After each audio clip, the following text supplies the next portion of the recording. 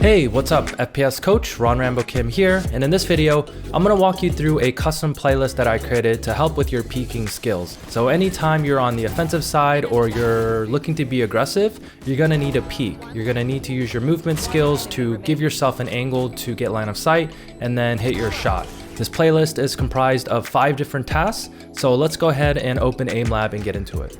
Alright, so after we open Aimlab, what we want to do is go to custom up top here in this menu, then workshop, and then under playlists here on the left, type in peeking playlist. We can hit enter, and we'll see it right here, peeking playlist. And the first task in this playlist, it's called strafe gap peek. So as the name suggests, there's gaps and we have to strafe while we peek. The way this task works is that there's 2 sides, one's blue and one's red. The one with the blue is going to be easier. As you can see, the gaps are bigger, and the red ones, it's going to be more difficult. The gaps are smaller. So the way I want you to practice this task is to only use your strafe keys. So you're only going to go left, you're only going to go right, and there's no need for any mouse movement. So make sure you center yourself with this line, center your crosshair with this middle beam. And now technically all we have to do is strafe left and right, okay? So we're gonna practice using our movement keys to assist in moving our crosshair, okay? So again, no mouse motions, and what we're gonna do is strafe left and right until we see the target. And it's gonna test both your reaction skills and your micro movement skills as well. So for example, say if I peek this target and then I stop a little short, well, the only way I can make up this movement is to tap my strafe key like this to get back on the target.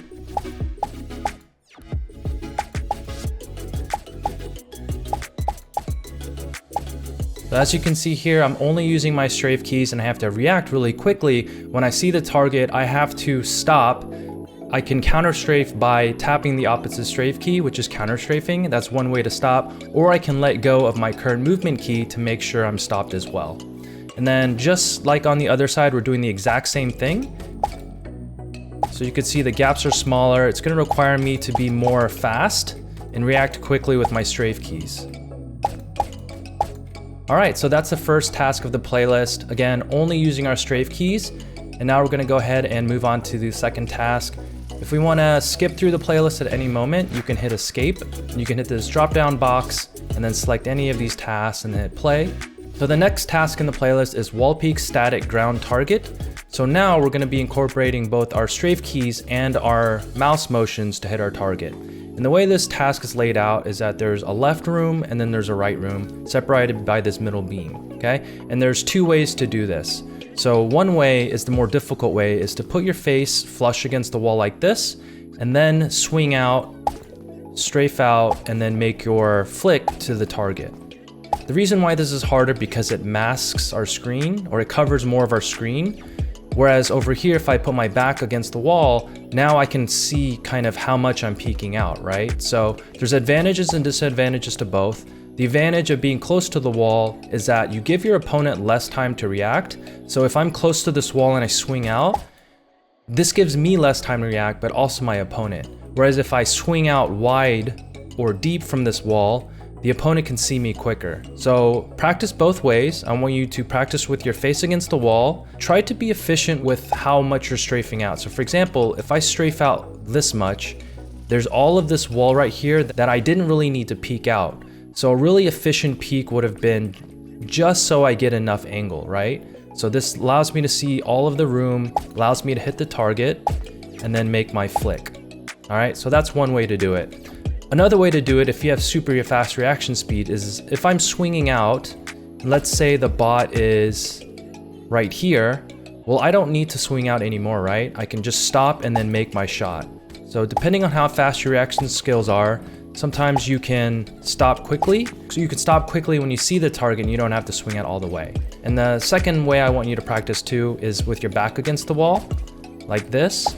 And after you shoot the target, you're quickly switching to the other side. Right? So I can strafe out, I see the target, I stop and I take my shot. That's one way. Or I can strafe continuously if you're really quick. So as I'm strafing back to the other side, like this, you see, as I'm peeking out, I see the target and I'm strafing back to the other side and I make the flick. So There's several ways you can practice this task, and you're gonna need all these different styles of peeks.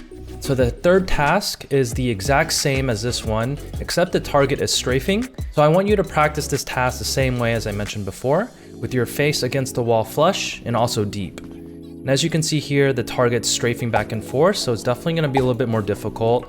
Take as many shots as you need. Sometimes it might take 6, 7, or 8, depending on how far the target is. The fourth task in this playlist is called continuous left peek, and there's also a right peek, which I'll show you after this. So let me go ahead and just load it up and play it. And the way this task works is as the task name suggests, you're constantly peeking to the left side. And what I'm doing here is blending the strafe key, my left strafe key, and moving forward with my motions with my hand. So as I'm holding the left strafe key and the forward key, revealing the angle and continuously peeking, my hand is constantly and smoothly blending with my movement key. So without actually shooting here, as you could see, I'm making it really smooth, right? And when my hand gets to its end range and I can't move anymore, what I'm doing is lifting it up quickly, creating more space, putting my mouse down, and then continuously peeking again. Because you're eventually gonna run out of room, and that's your ability to reset the mouse and reposition it to create more space, all right?